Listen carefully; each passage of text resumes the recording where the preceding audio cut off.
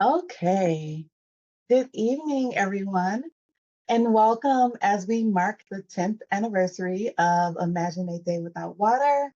My name is Tiana Starks, and it is a privilege to host this important event, especially with this year's theme, restoring the flow and rewriting our water story.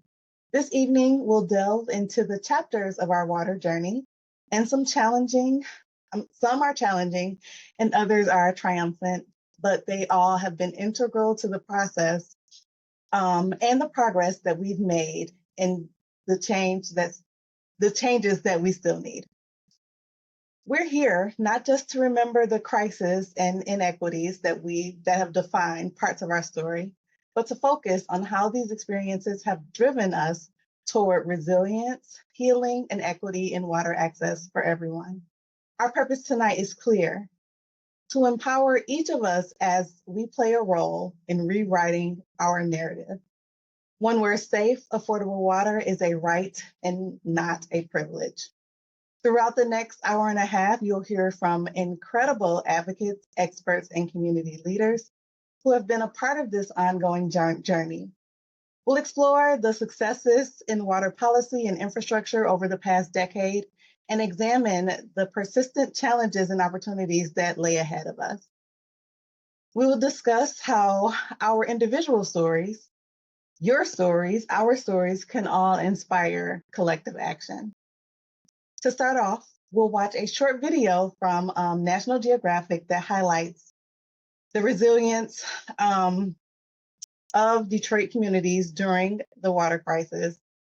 It's a powerful reminder of the stakes, but also of the strength and determination that these experiences have built. Let's take this time to envision a future where everyone has access to clean, safe water and to be inspired to act. Thank you for being here, for caring, and for being a part of this evolving story. Together, let's restore the flow and rewrite our water story for future generations. Right as we get started, please note that we will be having a Q&A at the end of our session. So please feel free to add your questions to the Q&A section. It should be at the bottom of your screen, and we will get to your questions at the end. Now, let's begin.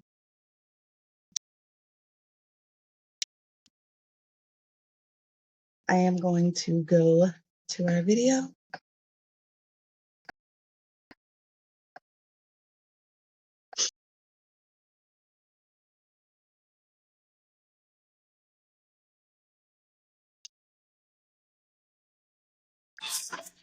We wash dishes, this is our dish sink. It's our dish container. We work it out. Our clothes, we hand wash them. It's called survivor mode. You come to use the bathroom, we'll use it. We have a bucket. When the toilet get full,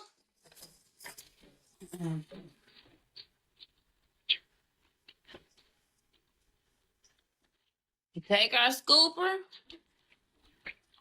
we scoop out whatever we have that's in here that's full.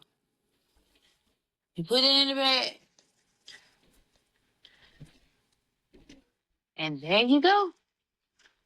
We have our bathroom. We've been doing it ever since they shut our water off.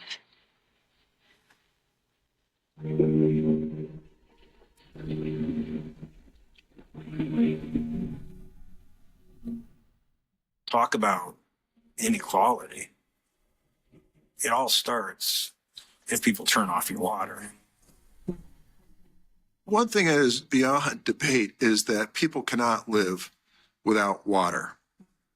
To know in my city that our governance could allow human beings in 2014 not to have water. We're facing hard decisions if we don't get our fiscal house in order. If you look at the situation in Detroit and in Flint, Michigan, that is not America. That's not civilization. We should not be a country that allows greed and allows money to separate people from being able to flush toilets. Let's be very careful about making a doctrinaire statement about whether or not water is a human right, because it may well be, but how do you pay for it?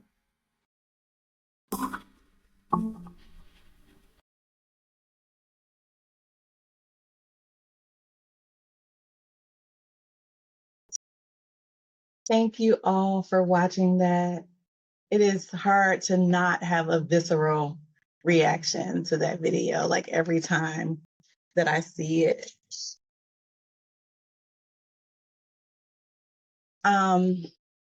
It really kind of shows the challenges that we faced over the last decade and the importance of resilience and advocacy and how we choose to rewrite our story.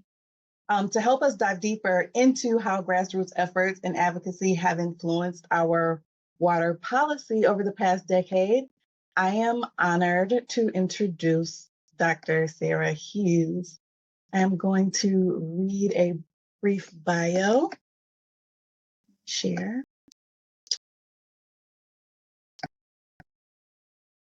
So Dr. Sarah Hughes is a senior policy researcher at RAND, specializing in environment, water, and climate policy with the focus on equitable solutions. Her recent work includes U.S. and global water policy, urban resilience, and critical minerals markets. She has led projects on federal infrastructure, funding, state and local resilience policies, drinking water affordability, and lead contamination in cities. Her research, funded by NSF, NOAA, and Canada's SSHRC, appears in journals like Nature, Climate Change, and Environmental Justice. She contributes to key reports, including the IPCC's sixth assessment and U.S. National Climate Assessment. Her book, Repowering Cities, explores urban decarbonization, uses also an was an adjunct professor at the University of Michigan, and she recently wrote a really powerful article, which we'll share with everyone in the chat, about the last 10 years that we've been dealing with the struggle for water access. Take it away, Dr. Sarah. Thank you so much. Thank you for having me on this fantastic panel. Thank you for putting it together. Thank you to We the People for this invitation. It's a real honor to be able to join the conversation and share some of the work we've been doing. And I'll just agree too that video really does kind of set the stage, I think, for us for what the stakes are and what we're working toward. I'll give a little bit more context about me too. I grew up in Michigan. I spent about 30 of my years living in Michigan. I went to high school in Flint, and my parents went to high school in Flint. My grandfathers worked for Flint Public Schools and General Motors.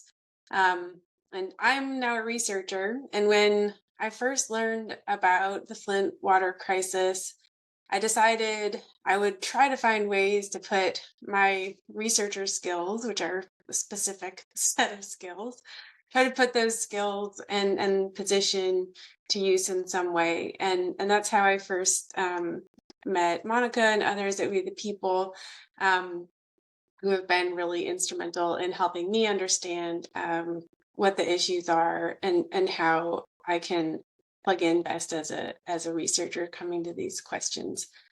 So as we were coming up to the 10-year anniversary of both the Flint and Detroit water crises, my student and colleague at the University of Michigan, Olivia David, and I decided that we would take the opportunity to take stock of how things have changed, how they might not have changed, in terms of the politics and policy around drinking water quality in the U.S. There's really no denying that the conversation has shifted.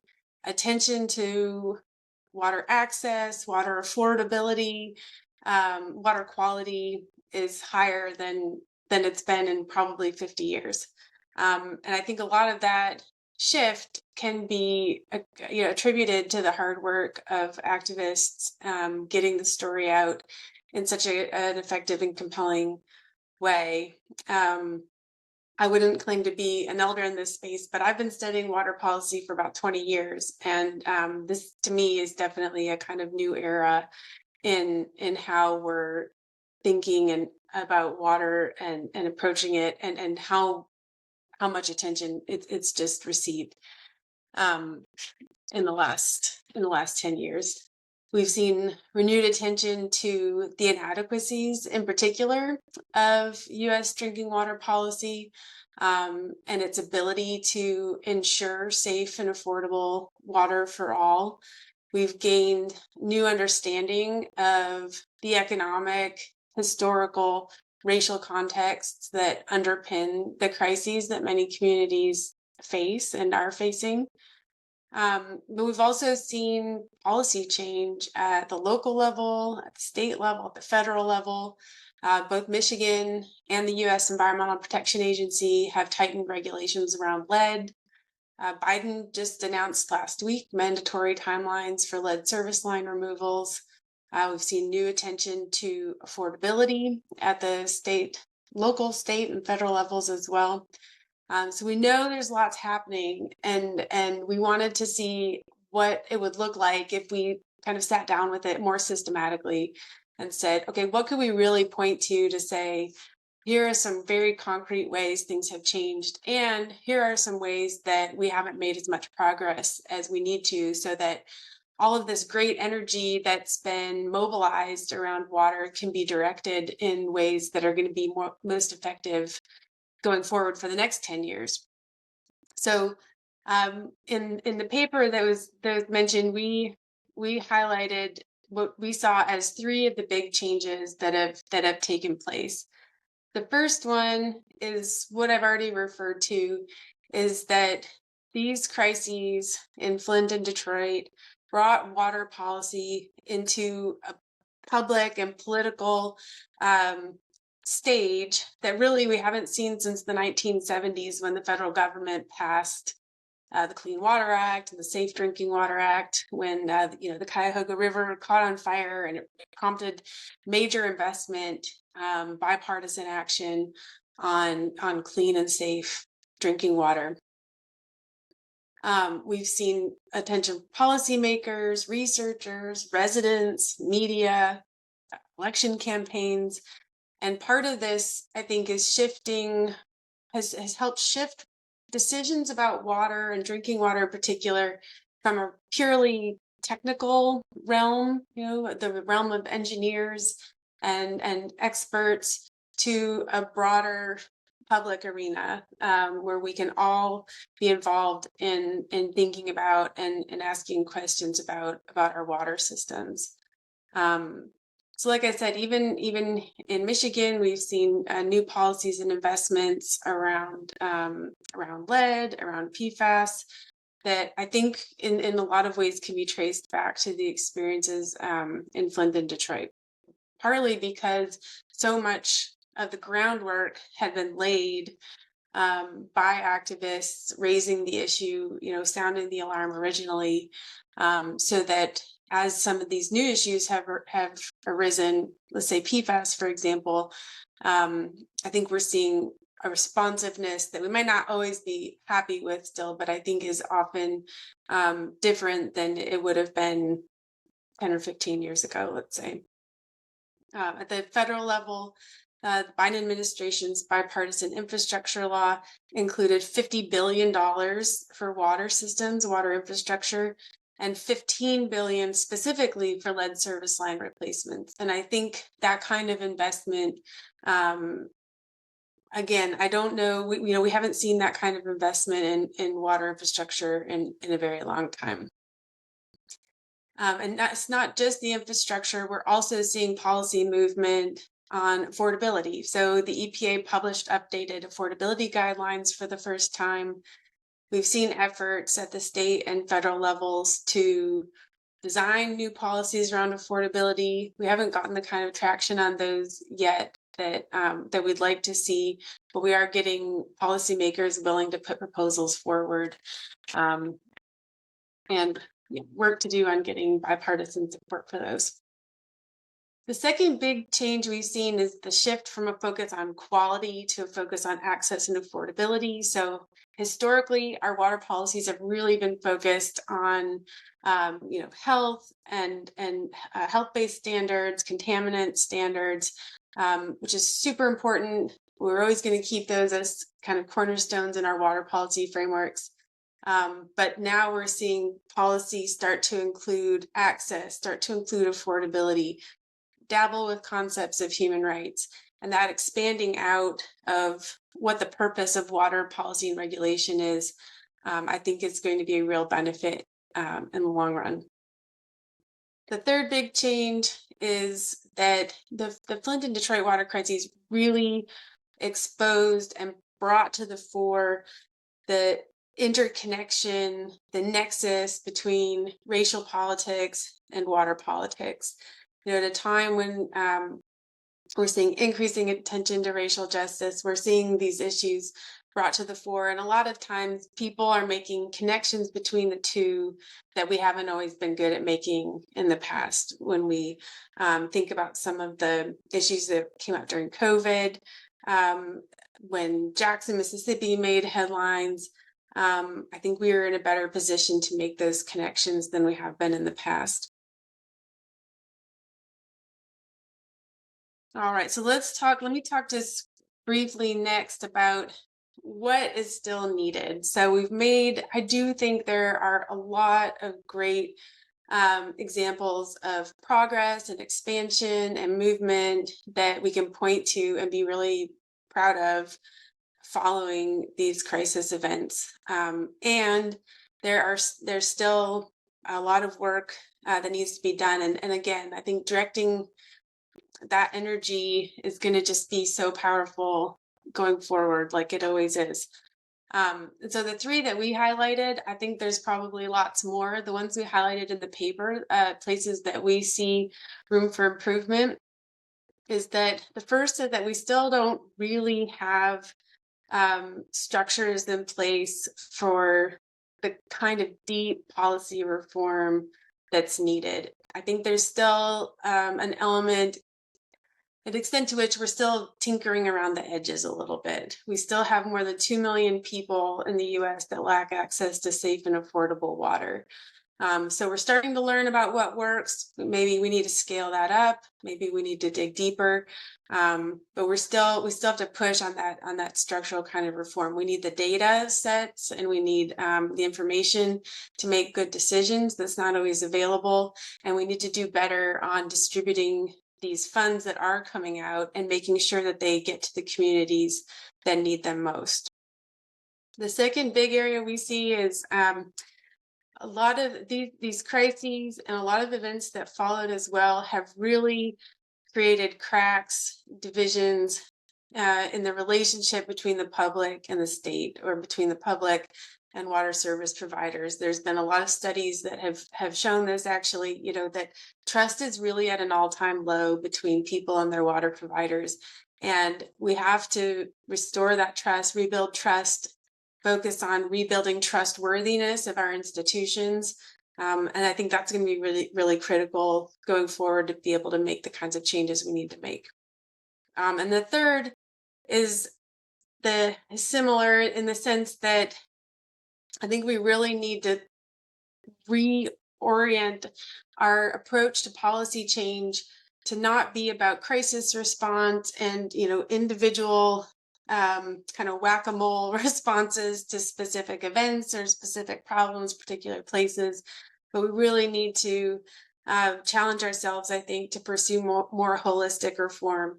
And that's going to require rebuilding the capacity of our communities, building the capacity of our governments, and addressing the systems that are underpinning these outcomes, and not just, again, kind of tinkering on the edges too much. So with that, I again just say a big thank you for including me in the conversation, and I'm looking forward to the rest of it as well.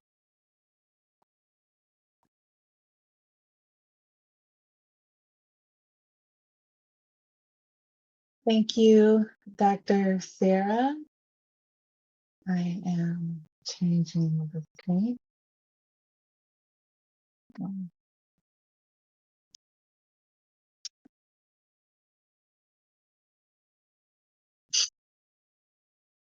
Okay, pull the presentation back up.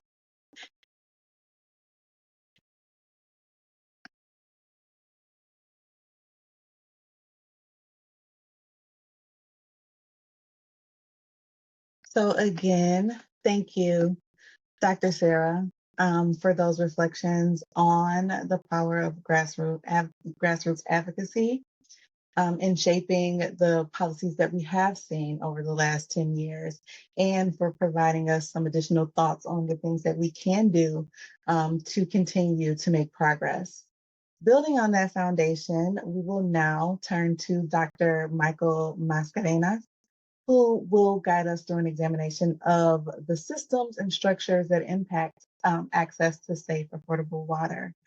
Dr. Mascarenas is an environmental sociologist specializing in environmental justice with a focus on environmental racism and water access issues for BIPOC communities. His research and books include Where the Waters Divide, New Humanitarianism and the Crisis of Charity, and Toxic Water, Toxic Systems, which also, just shameless plug, does feature some of the folks that you will hear from today from both Flint and Detroit and our organization. But these books explore inequalities in water access and the privatization of aid. In Lessons in Environmental Justice, he assembled scholars advancing environmental justice, scholarship, and activism. Mascarenas holds an MS in forestry from UBC and a PhD in sociology from Michigan State. He has published extensively on water, public participation, and environmental standards. Currently, he researches water access in Flint and Detroit and has served as an expert witness and speaker on these topics. Please join me in welcoming Dr. Michael Mascarenas. Thanks, Tiana. Thanks for that introduction. Thanks for inviting me to this panel. I always feel like I'm the student in the room when I'm in this group of experts in water and water politics. So I come here again with my student hat on. Just a little bit about the book and how I'm thinking about water in general these days. When I'll give you some context. And in 2014, I was a professor at RPI, Rensselaer Polytechnic Institute, in upstate New York. And at the time, I had three graduate students working with me from Michigan. Two were their hometown was Flint. One was from Detroit. Just to back up further, I did my PhD at Michigan State. I lived in East Lansing for 6 years. I'm from Southern Ontario. We have family in Detroit. So I know the area very, very well. And when we started hearing about what was going on, I was of course shocked, like everyone, and started calling folks. And the four of us, we got in a car and we went to Flint and started talking to friends that we knew and family, and trying to find out more about what was going on. That was really my first introduction. It's like most people's first introduction. This, of course, went on for months and then for years before government actually recognized and did anything appropriate. And it was during that time that I actually met Monica Lewis Patrick and Deborah Taylor, and both of them really, made the connection between Flint and Detroit for me, because I hadn't done that yet. And it was through learning from them and their activism that I kind of learned two things. One is that this wasn't an accident, this wasn't an isolated event. This was something that this wasn't, the discourse was, oh, the regulators fell asleep at the switch, and these two things weren't connected. But it was Monica and Deborah and other activists in the community that helped me put the picture together. And I remember Monica telling me, just as many people were poisoned in Flint had their water shut off in Detroit, and it was one of these moments where I was like, what? And so then I started to do that work, as a researcher. I started to look into the policies of Governor Snyder. I started to look into authoritarianism as a way of governance, and the particular flavor that took place in Michigan, particularly Southeast Michigan. And coming to understand as a sort of social scientist that this was organized, this was a decades-long pursuit by suburban leaders in particular, to really wrestle the water infrastructure, from Detroit, to wrestle the Detroit Water and Sewage Department away from the city and move it to the suburbs, to allow for sprawl, to allow for economic development, but at the control of white suburban populations. And so for me, I started to write that story, but I also didn't want to write a victims only story because there's so much more to what's going on here. And in every, let's say, step of remediation, or every step of acknowledgement, there was always an immense lift by activists, right? To get it there, to make it public, to get the science done, to get credibility, to bring in the UN rapporteurs, to provide care and water and love, at a time when when people were living in those egregious conditions, that were displayed in the video. And of course, people are still living in those conditions without water. And so, I wrote the book with a desired centered research approach as well. So I wanted to center the stories of people in the book and not make it just a racial capitalism, political economy type of book. And so I tried to hold that tension together to kind of show that this was an institutional planned strategy, and I wanted to highlight who were the actors, in the book, and I think I've done that quite well. And then I also wanted to uplift the work that people were doing, and I hope I struck that balance. Um, it I do to go back to the way in which activists were able to switch the discourse from one that was, pathological, like this is, the problem of poor people and communities of color, to one about human rights, and to one about a removal of human rights through particular types of policy. Um, and I think that's important to recognize, this kind of form of racial capitalism that took place in Michigan. And let's be honest, like before Governor Schneider poisoned an entire city, that sort of uh, um, what would you call it? Financial, let's say, medicine was looked very favorably across the nation. You recall that Governor Schneider was putting together a pact to vet whether he would be considered a possible presidential candidate in the 2016 elections. The irony to that story, of course, is the money that was raised went to pay for his legal costs in Flint. But it was a signal by the Republicans in particular, where they were going to take this medicine in Motown and move it to every town. And you find out how egregious and how harmful that is when you remove democracy from places. And strip people of their basic rights to shelter, to water, and other things that people need to live and survive. I do wanna say, I'm still very much concerned about the ways in which water becomes a weapon of war, as Monica would like to say.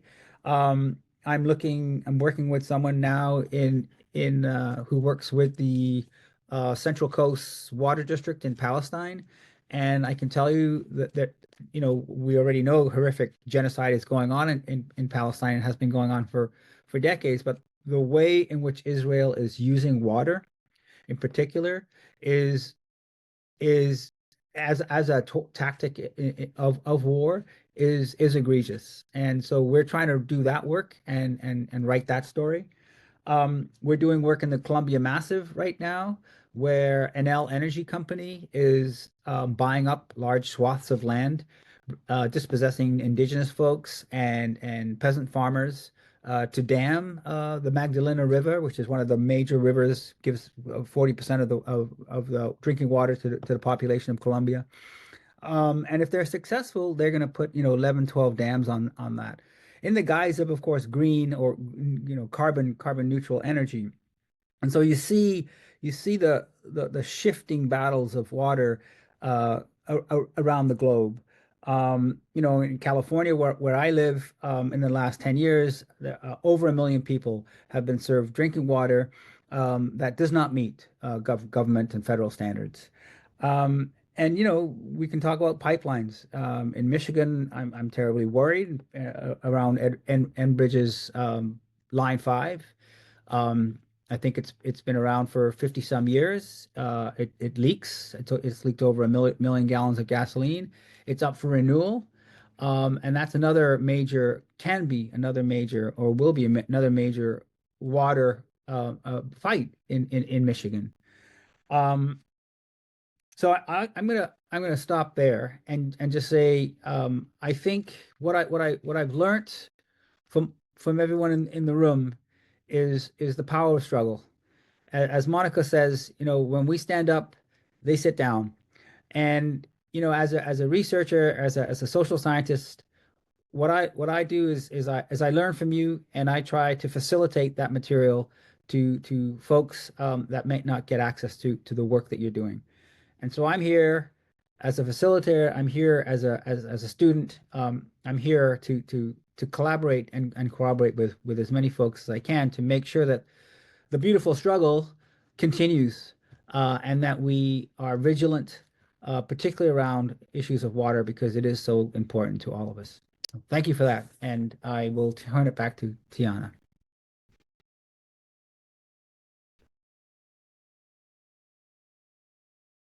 Thank you, Dr. Mascarenas, for that really thought-provoking talk on some of the systemic issues that are impacting access to water, and some of those numbers that you stated are still mulling them around in my head, that so many people have been served drinking water that is not safe. I do, before we get into the panel, want to bring Dr. Sarah back up, because I know that she has to leave before we get to our Q&A. And there were some questions that I think were directly for you, Dr. Sarah. So we have a question that is, so now that the groundwork has been laid, we are aware of the past talk about privatization and a regional water source. Has that stopped?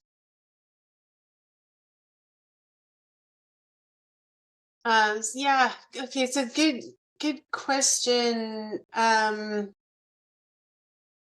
mean, I guess in one sense the answer is no. I mean, I think there are a lot of places where privatization and regionalization are very much on the table. I'm thinking about Jackson, Mississippi, actually. I mean, I think one of the first options that were considered there when the city was struggling. I think I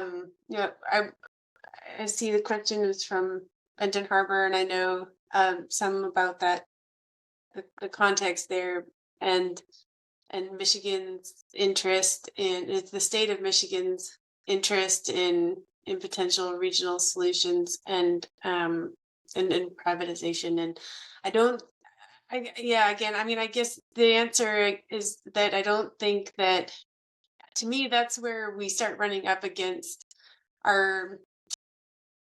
the fact that we haven't thought systematically and in a holistic way yet about these problems. So when we are confronted with a utility that's struggling financially, or that's having has infrastructure needs that are expensive, has declining population, right? It's like we only have a certain number of tools in our toolbox still. And I think that's where there's a lot more thinking and work to be done. And we've seen this in other cities too. We just did some research with colleagues in New Orleans, where some folks were asking some really similar questions about how to address, new PFAS regulations. And, our knee-jerk reaction is to say, well, to address PFAS, you put in a new filter. But if you raise the question of, okay, well, what if we took a step back, or what if we thought about this at one, in a broader way, starting from the point of what would it look like to have, the water utility that we want? What would that take? What would it look like? And putting more kinds of solutions on the table, I think, is where we should be going. And I don't see a lot of it happening yet. Thank you, Dr. Sarah. One more question. Regarding new paradigms in water policy, are there any meaningful moves toward incorporating direct public participation in management and oversight of water service? If so, has there been successful implementation of that public participation? Yeah, it's a great question, and I love that that you raised it. And again, the sort of short answer would be no. I'm not aware of examples of this, but again, I think that's the kind of thing a lot of people are calling for, and that would really represent a huge shift in how, in this kind of moving water and drinking water out of the kind of solely technical realm, and opening it up to the public. And it's a question I've heard raised by colleagues and some policymakers for several years. And the water industry is a very conservative industry, and there's a lot of people who would say, we don't work that way, this is an engineering question, kind of, leave us alone and let us twist the knobs and run the pipes and this kind of thing. And so, but there is a shift. I mean, that's it. It's like there is a shift happening where it seems like it shouldn't feel like such rocket science, but that to try to say, well, what if you did involve the public? What if you did run some of this by folks? Or what if you did kind of open the doors a little bit? And again, when we talk to utilities and decision makers, they get very nervous about having to have those conversations. And I think we need to start having them. And I think I do really think that's where things are headed. And that is a place, again, we can kind of continue to put energy into. Thank you. I was wrong. There's one more question, and then we'll move on to the panel. I think this is an important question. All the questions are important, but I wanted to make sure we got this before you leave. Dr. Sarah, how do we mobilize more equity for those struggling communities with historical racism baked into policies?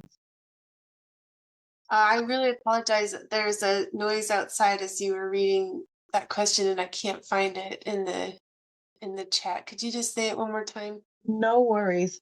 How do we mobilize more equity for those struggling communities with historical racism baked into policies?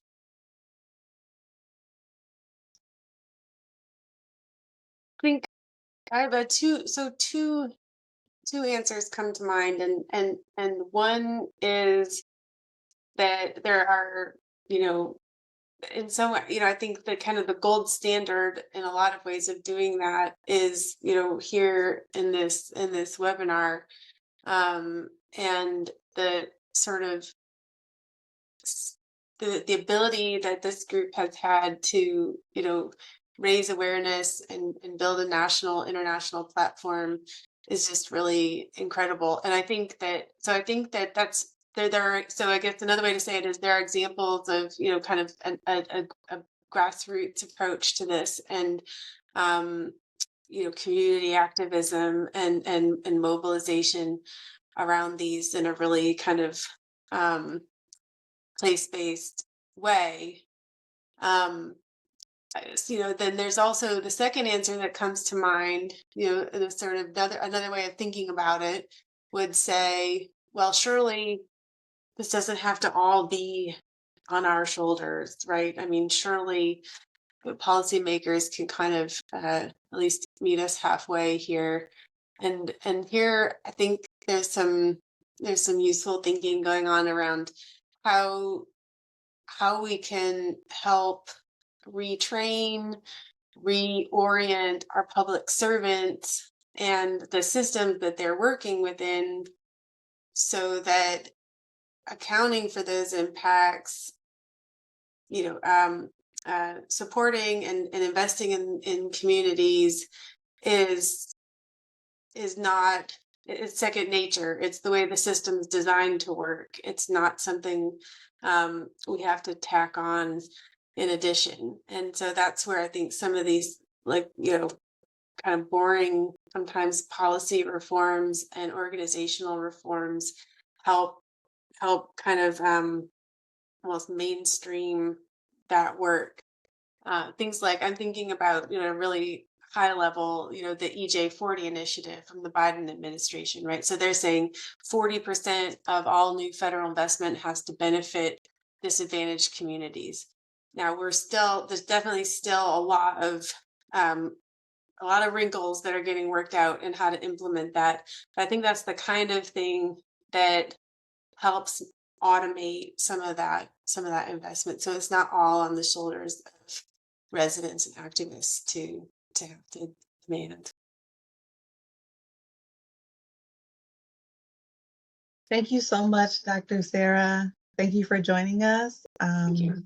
And we will see you next time. Please stick around for as long as you can. But I will. I'll be here for a bit longer. Yeah. Okay, awesome. Thanks. Okay, so moving right along, I'm going to share my screen again.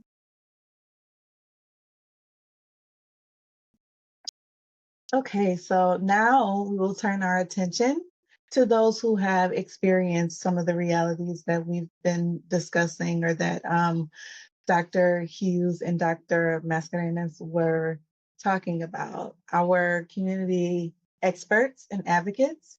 We are incredibly honored to have a panel of powerful voices who will share their personal experiences, perspectives, and the resilience that they brought to this fight for water justice. Their stories remind us of the strength within our communities and the vital role that they play in shaping solutions. So we'll begin with introducing Mama Claire McClinton. Mama Claire McClinton is a Flint resident and former auto worker. She's available to speak about the Flint water crisis, the dismantling of democracy in Michigan, and the fight for toxin-free and affordable water as a human right. In Flint, people were poisoned with lead and other toxins in the water. This was the direct result of a dictatorial emergency manager switching the city's water supply to the Flint River in 2014, she explains. In addition to speaking about the water crisis in America, Mama Claire discusses the question of how today's new technology could make a new society possible, a world where life could be better for all. Mama Claire's social activism has included advocacy for the homeless and for welfare rights. She's a member of the Democracy Defense League Water Task Force. She was born and raised in Flint, attending Macedonia Missionary Baptist Church. She is a retiree from General Motors and proudly serves in various positions at the United Auto Workers Local 659. Mama Claire, please come on screen. Then we have Mama Cecily, oh, sorry guys. Going back. Mama Cecily McClellan is the director of Waterworks and holds a B at Waterworks at We the People of Detroit and holds a BA in economics and management from Oakland University. She was honored with the Harriet Tubman Award on Women's Equality Day in 2011. Professionally, she implemented and administered the Detroit Residential Water Assistance Program through DWSD from 2007 until 2012. Mama Cecily's work with We the People of Detroit reflects her deep commitment to the values of community, equality, and justice. And our last panelist, but certainly not least, is Mama Deborah Taylor. Mama Deborah Taylor is the CFO for We the People of Detroit, and she holds a BA in Communication Sciences from Michigan State University and a MA in Public Administration from Central Michigan University. She achieved financial independence at 18, putting herself through college despite some personal hardships. As a co-founder of We the People of Detroit, Mama Deborah stabilized the organization and created opportunities for younger community members. She also led the Healing Stories Project, which highlighted racial injustices and played a key role in exposing the Flint water crisis. Mama Deborah's work is driven by a commitment to justice, equity, and empowering future generations. We will also bring back Dr. Michael Macarenas, who will be moderating the panel. Please join me in welcoming our community experts who will bring valuable insights to our shared journey toward a more just and equitable water future. Thank you, Tiana.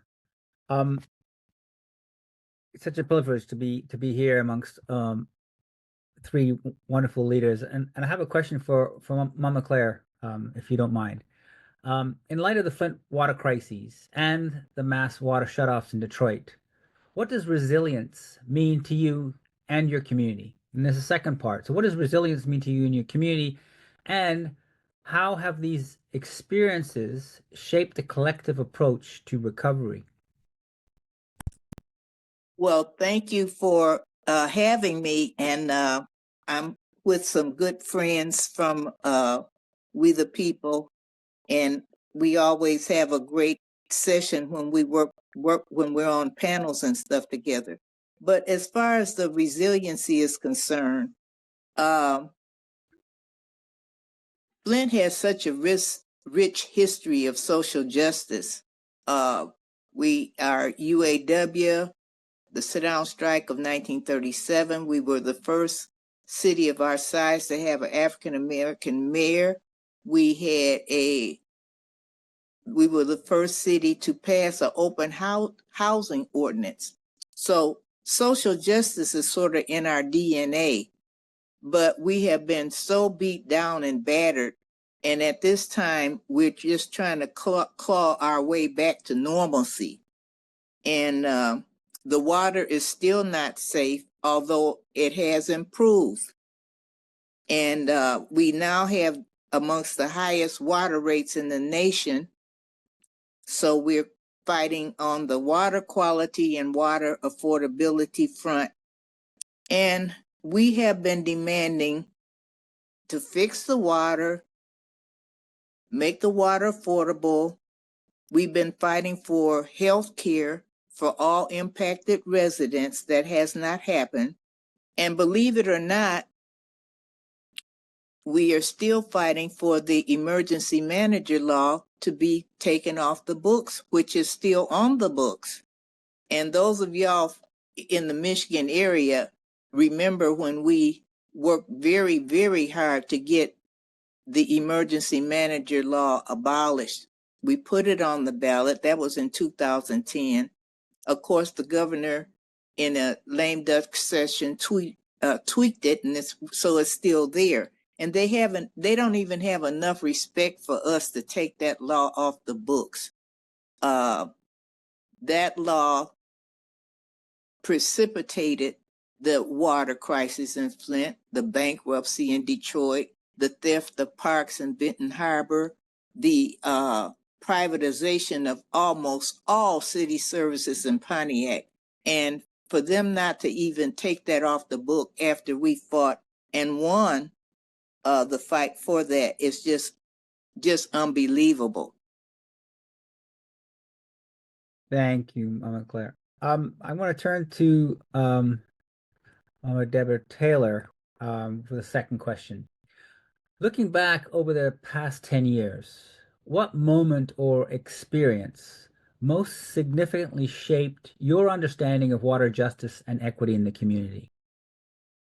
I have to say, first of all, I never thought about working on water until I had the opportunity to work for the Honorable Council Member Joanne Watson, along with Monica Lewis Patrick, for 3 years at the height of the takeover of the city of Detroit.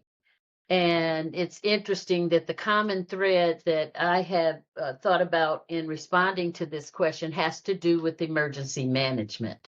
The Flint water crisis caused me to put the pieces together of how water justice is connected to self-governance, self-determination, and the importance of being civically engaged.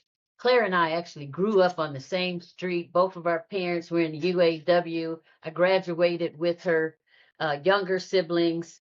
And she's right. There was this grit in Flint that people just didn't take anything without standing up, getting engaged, and holding others accountable.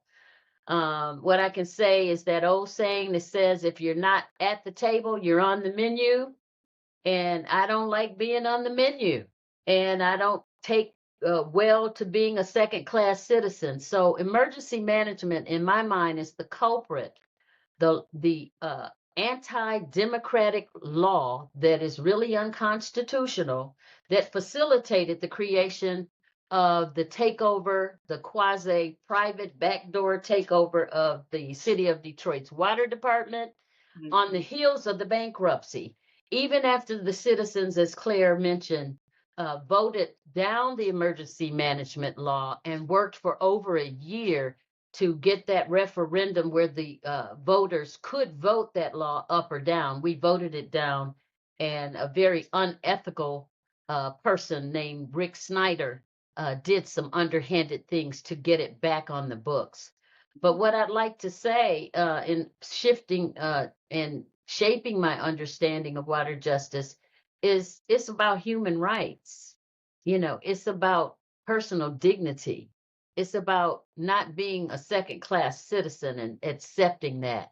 And so there were citizens like Claire, who was one of the founders of Flint Democracy Defense League, Naira Sharif, Melissa Mays, and others who brought to our attention when we were rallying against emergency management here in Detroit, and they started holding these bottles up saying, this came out of our taps. Flint water crisis didn't even have a name. And by being from Flint and seeing, I said, that couldn't have came out of your tap because it looked like iced tea. You know, so putting those pieces together is what brought us together through that fight of not accepting injustices and taking our rights, our voting rights is what it basically became, because 50-some% of African Americans in the state of Michigan were under emergency management rule, which means your vote really doesn't count. Yeah, what an egregious policy. And I think it's 34 states have emergency management laws on the books, but none is as egregious as the one in Michigan. Mama Cecilia, I'll have another question, or I'll have a question for you. And that is, what role has community advocacy played in driving change? And how can communities continue to hold systems accountable?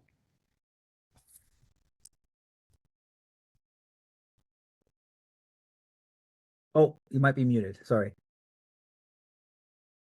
You're right. Okay. Some background, being born and bred in the city of Detroit and a child of the 60s and that whole era of movement. Detroit gave birth to so many social movements and so many organizations. And I am a member of quite a few of those organizations, in the Shrines of the Black Madonna being one organization that was very instrumental in my early um, uh, grooming years. So advocacy has always been a part of me, and a part of what made Detroit very instrumental in making change. But I believe, and as you indicated a little bit earlier, um, community advocacy has taken the water issue from a pathology, as you mentioned, from the poor and often, demonized low-income residents, to having it a human right. Early on in this process, as we were struggling for water, as a human right during the crisis, particularly during the 2014, there was a very negative attitude for the citizens. I mean, often you would hear stereotypical type of descriptions. Folks should pay, would pay their cable bill instead of paying their water bill, or go to the, get their fingernails done instead of paying their water bill. And we even had, and I always think of this one council person who indicated that if people want free water, they should go down to the river and get a bucket. So, in essence, we don't have any compassion for fixed income or low income residents. And I think that community was very instrumental in changing that entire dynamic, by the constant advocacy of the community, making sure that through our efforts of providing water, to residents when water was being shut off, and many articles and issues being exposed to show that residents in the city of Detroit, large numbers were not receiving water, and that, we were providing that water to those residents. So the advocacy, I think, changed the whole scenario from one of the residents being the demonized victims to one where now it's a human right, and there should be some dignity provided to the residents when they don't have access to clean, safe, and affordable water. Thank you. Yeah, I think that was a turning point when you all brought the two rapporteurs to Detroit in helping frame and uplift the struggle.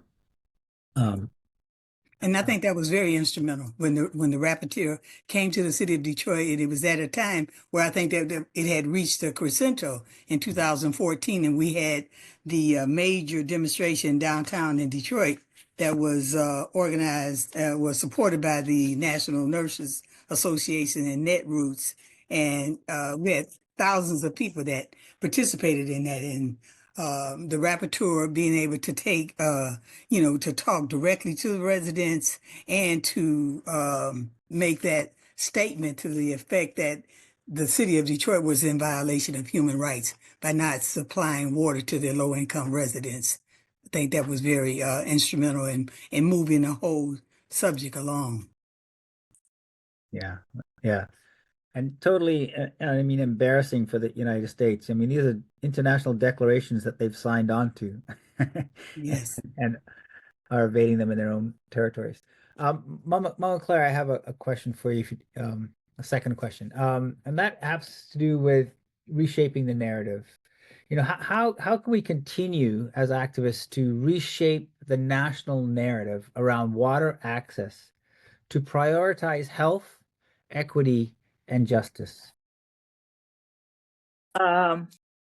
Well, I think we've had an effect on the national narrative, because I recently learned that,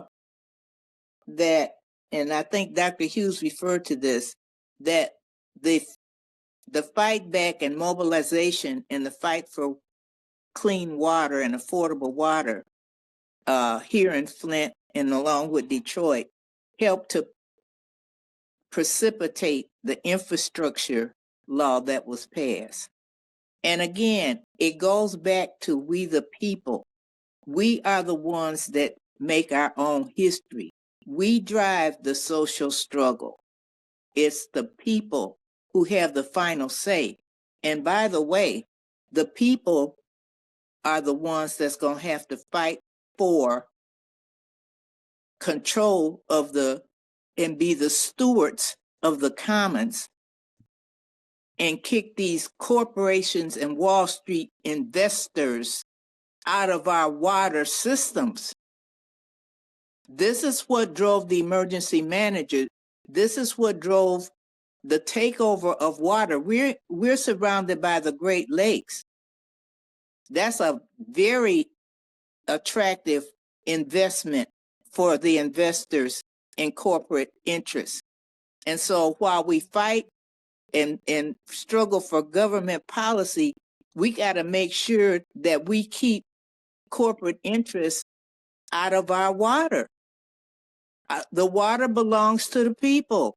We must be the final stewards over our water assets. Absolutely. Yes. Thank you.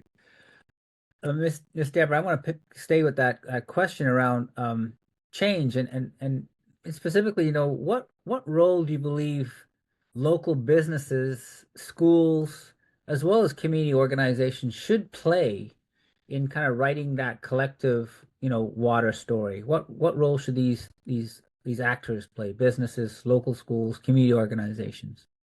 I think that the education to mobilize people, educate and mobilize people.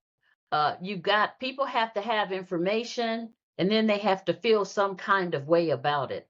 I think one of the things that is unfortunate is it seems like civics classes aren't really giving the kinds of education that I think some of us in the old days got, where we knew there were three branches of government, where we knew we had certain rights. And so by gutting that, there's several generations of people that may not fight for something they don't really understand or haven't been exposed to. So I think we've got to educate, we got to mobilize, we got to litigate, and legislate. And that's part of what the mission is of We the People of Detroit: to educate, to mobilize, so that folks, Detroiters and beyond, improve their quality of life. And so I think that incorporating into the curriculums with the public schools and others, and after school programming, incorporate some of Mapping the Water Crisis, which is the first book that We the People of Detroit developed to educate folks around how emergency management played a role in taking over the water system. And the water system, for example, over 10, 20 years ago was worth $60 billion. So it is an asset.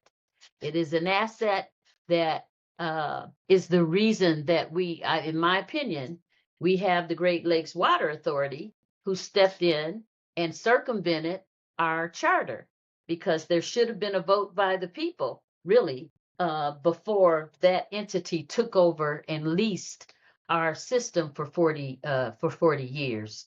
So I think educating young people and adults about the facts around the Flint water crisis, the Detroit massive water shutoffs, and I would suggest everybody get the Toxic Water, Toxic Systems book that Dr. Macarenas has so graciously researched and released. I think it really does give you a behind the scenes vision of what you would not have seen or heard of in the newspapers and the news and media back during the time that these things were happening. So I think businesses, schools, and community organizations can also take the water pledge, the water affordability pledge. If they go to wethepeopleofdetroit.com, then at the top, there's going to be a little red button, and it's going to give you about 10 or 11 quick points of what is a true water affordability program, because there's a difference between water affordability, your ability to pay based on your income, versus a finite pot of money. And when it's gone, and whoever came in line next, up, sorry, there's no more. But to leave people with dignity so they have access to water. So it's the education of it, it's the advocating. And then I would say volunteer and financially support organizations such as We the People of Detroit, Flint Democracy, Defense League, and other organizations who are on the front line doing this very heavy lift consistently on behalf of the greater good. So that's what I would say in terms of what businesses, community organizations, schools, and businesses can do to rewrite our collective water story. Thank you. And such important work. And I can't emphasize how heavy that lift is and how important it is. Tiana, I want to be mindful of time. It is well 4:07 my time, so I think it's 7:07 your time. Do you want to turn to the Q&A session now, or should I ask one more question? I think we have time for one more question because we ran over with a couple of the questions with Dr. Sarah. Thank you. Mama Celia, I want to ask a last question then. I think what signs of hope or empowerment have you witnessed in the community in relation to water access and justice? And how can we amplify these moments of hope and empowerment? I believe that, the empowerment is the fact that now we have, numerous advocacy groups that are working collectively to ensure that there is access to clean, safe, and affordable water. And I think out of those various groups, the potential of legislation to be passed in the state of Michigan, where water affordability could be codified into law. But I did want to kind of back up just a minute to talk about what Deborah had mentioned in terms of the water policy. I think the city of Detroit was one of the first entities in the country that put forth an ordinance for their city that would provide a water affordability program for its residents. And that, was as a result of the Honorable Councilwoman Joanne Watson, which Deborah and Monica both worked for. And I think that policy has been significant throughout, various other cities in the United States. I mean, it pretty much was adopted by Philadelphia and also by Baltimore. And as a result of that, now we're looking at, a statewide policy that, it needs to be advanced even further, as well as a federal policy for water affordability. So I think that it's the empowerment issue is the collective efforts of We the People of Detroit, the many other organizations in the city that have been consistent about the struggle for clean, safe, and affordable water.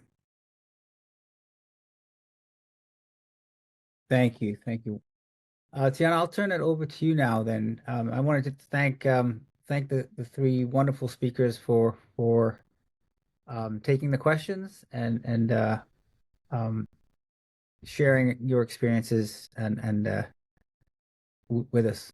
Tiana, would you want to facilitate the Q&A? Yes, I will. Thank you all very much. We have a couple of questions in the chat.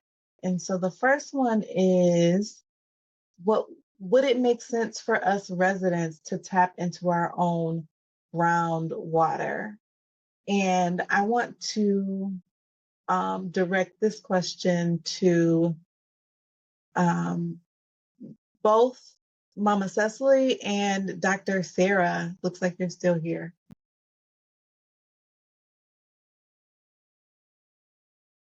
Can you repeat that question again?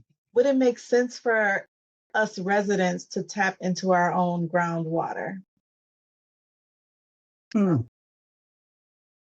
mean, are you indicating have your own well type water, or water supply from your own home? That question was from Mary Alice Adams. Would you like to clarify? We can.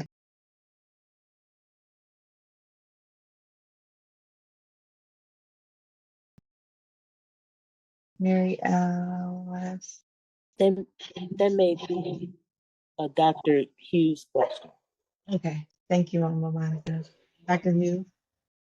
Oh, sure. Were you gonna? I just saw that Mary Alice maybe has her.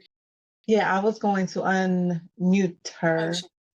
to see if she could clarify. Can you hear me? Yes, ma'am. Okay, I don't remember what the question was. What was it? Would it make sense for us residents to tap into our own groundwater? Okay, so you have some people open probably some other places too that are actually tapped into the groundwater and using it. Nestle is tapped into the groundwater. We gotta come up with some ways to come up with $2 million to keep our water plant, going a year. So why can't we start looking at ways to tap into our own groundwater? We got too many aquifers. Thank you. Dr. Hughes? Yeah, I mean, I think I'm not familiar enough with the context, with the specific context, but I think that would be the way to think about it. Would be, again, I would say at a system level, are there alternative, and then often groundwater is less expensive than treating surface water. Are there less expensive source waters that are available that could be tapped into? I think that makes sense to be thinking about. I don't know, for most people, drilling a well is probably cost prohibitive to drill an individual well. And I do know that in Michigan they're actually not very closely regulated in terms of water quality. You could be stepping into another policy vacuum in some ways. So I don't know that, again, without knowing the total context, I don't imagine it will probably that'll probably improve things at a household level, but that there might be opportunities for groundwater at a system level. And that said, even Michigan, we did a study on this a couple of years ago. Even Michigan, our water-rich state, there are parts of the state where the aquifers are quite tight in terms of available supply. So complicated, like most things. Thank you, Dr. Sarah, and thank you, Mary Alice, for the question. We have another question that I will direct to Mama Deborah. What did you find to be the most effective tactic to put pressures on the powers that be in order to get ordinances and policies passed, changed, or revoked in your fight for water equity? What core lessons would you have for budding water equity organizers and activists? And I would also direct that one to Mama Claire as well. It's in essence, the question is, how do you put pressure on the system to make change? Is that the gist of it? Yes, and any core lessons that you have. I think tactics and strategies is that you have to use what you have available to you. And so, for example, when we were advocating down at City Council, before we worked for City Council, we created a vehicle called Echo Chamber. And the Echo Chamber was such that we use signs. And then one person would say, make a point, and then another person would back that up. And it's as though if you don't have the funds for big marketing campaigns and things like that, then you have to use the power that you have.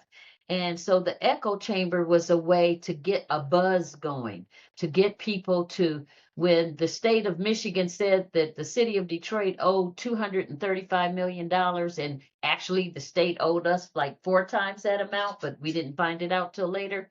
You know, once we found that out and we started saying, well, pay us back and then we won't have a deficit, then they came with, oh, you really owe more money. So it's like educating people, and taking the time to have the kind of conversations, educating ourselves around these things, I think, makes a big difference. And then I think the other thing is, this work is not easy. It is not overnight. And one of the reasons that we drew young people into the work with us is because we recognize that water is going to be the fight of our lifetimes and beyond. Future wars will probably be fought over access to safe, clean, affordable water. State of Michigan has the Great Lakes. 90% of the water for the United States is resides in the Great Lakes, and 20 to 23% of the water for the entire world. So we're sitting on a gold mine, and we need to understand that privatization sees dollars, and we've got to figure ways out to get people off their dime and realize, if you don't have water, you can't brush your teeth, you can't flush your toilet, you can't have proper hygiene, and it affects public health. And as Claire said, water is a commons, meaning that it is something that that we all deserve and share, and it really shouldn't be for profit, although we know that's what's happening right now. So I'll stop there and let Claire pick up.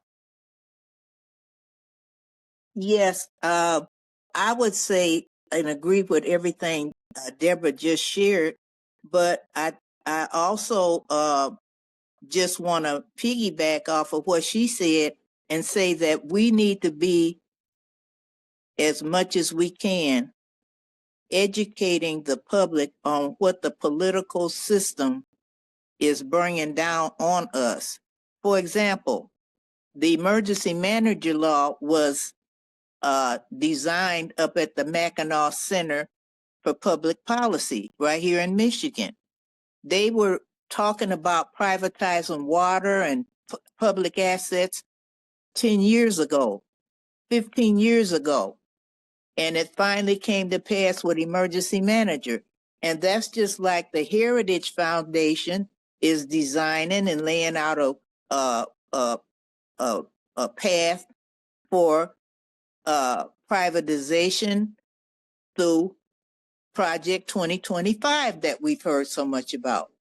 So we need to educate ourselves so we can understand what we're dealing with, so we can come up with the proper tactics and strategies in order to fight this. Now, we had 2 people, and there was a number of individuals in Flint that started sounding the alarm about the water.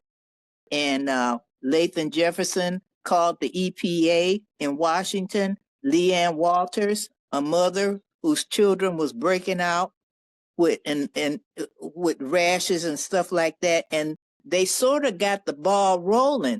But we are learning that under Project 2025, they will even abolish the EPA if they don't reduce its power tremendously.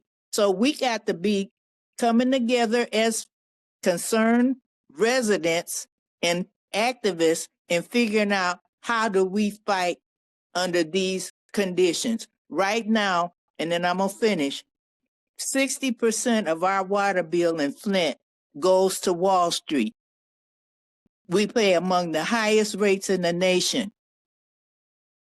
That's what we pay. But not all of us understand how we got here and who's benefiting from these high water rates. We blaming the mayor and all. Yeah, they are, because they're not fighting the powers to be on our behalf. That's it.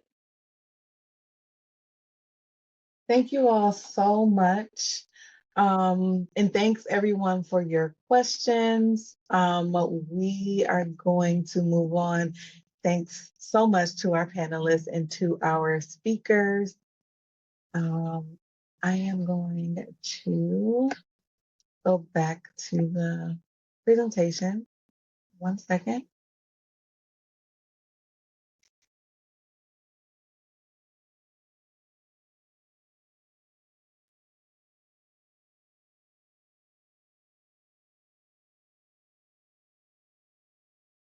Okay, so again, as I was saying, thank you so much to our panelists, to our speakers, to our community experts for sharing your heartfelt and inspiring stories. Your experiences remind us all why we're here today and reinforce the importance of our collective work and our collective action in rewriting our water story. Now, to guide us toward the next steps that we can take on this journey, I'm pleased to introduce Narelle Hemphill. As a dedicated advocate and leader in water equity, Narelle will share actionable steps that we can take to drive change within our communities and make an impact on water policies. Attorney Narelle Hemphill is the legal and policy manager at We the People of Detroit and holds a BS in food industry management from Michigan State University and a JD from Thomas M. Cooley Law School. As a proud mother, Narelle is inspired by her daughter to continually strive for excellence. Professionally, she fulfilled her childhood dream of becoming a lawyer and has made significant contributions to water affordability policy, including the Detroit Lifeline program and the Low-Income Household Water Assistance Program at the federal level. She also helped to establish the first water equity legal fellowship for We the People of Detroit. Narelle's work with We the People of Detroit is deeply personal, reflecting her commitment to community justice and the fight for basic human rights like water access. Narelle, please join us. Thank you, Tiana. Just wow. I don't even know what more can be said after these amazing women have spoken.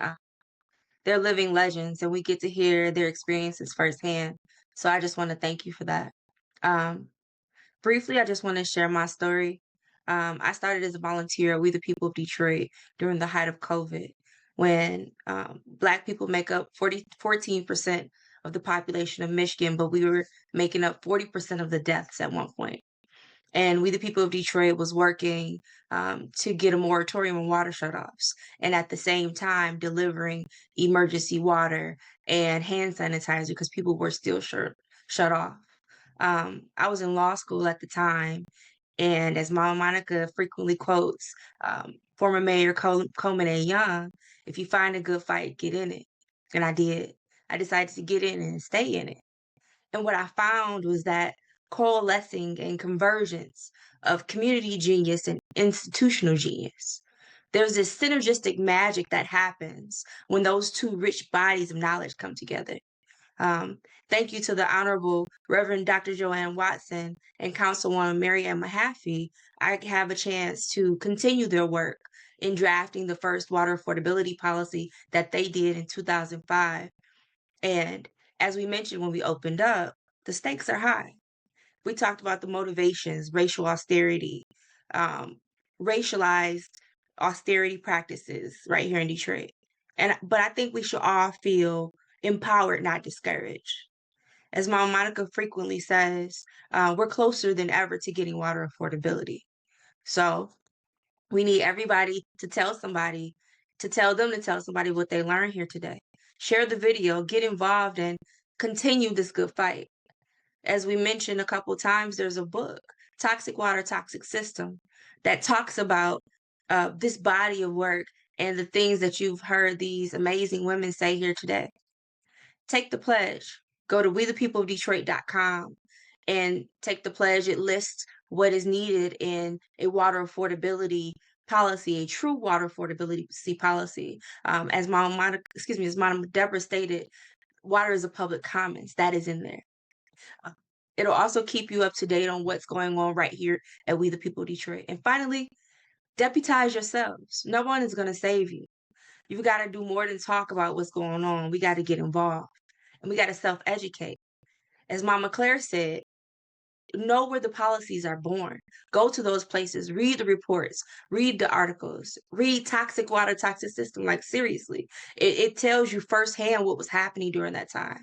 And advocate for water affordability policies and a true water affordability law at the local, state, and federal levels. Go to the meetings. If you're here in Detroit, it's DWSD, Detroit Water and Sewage Department. That is our local water utility. They meet the first Wednesday of every month in committee, and then the third Wednesday of every month for the full board. Get involved, stay involved, and we can't wait to see you in the fight for clean, safe, and affordable water and the human right to water. Thank you. Thank you, Norel,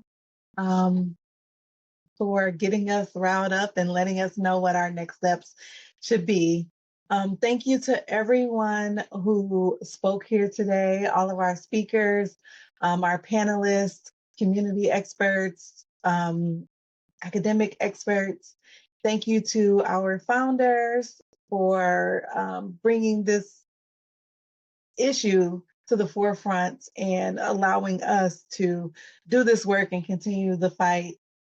Thank you to everyone who joined us as participants today. We really appreciate you all.